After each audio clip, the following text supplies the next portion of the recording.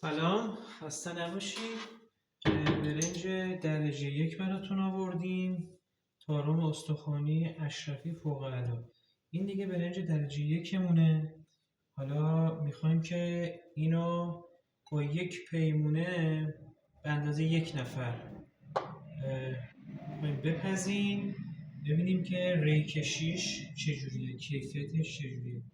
حالا من اینو باز میکنم، بازش میکنم. اینو به اندازه یک پیمانه نمونه یه از این کیسه ها رو من بازش میکنم دیگه.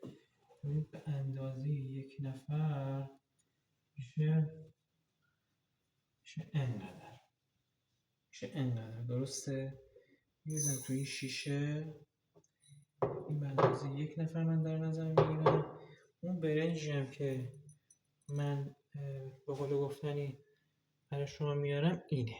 ببینید اینجوری بخوام نشون بدم بهتون این هستش. از بدی من دوربین رو یه ذره با کیفیتش کنم. آفرین، اینه این برنج.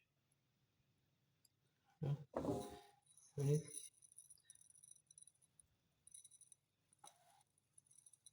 این برنج هستش، برنج استخونیه.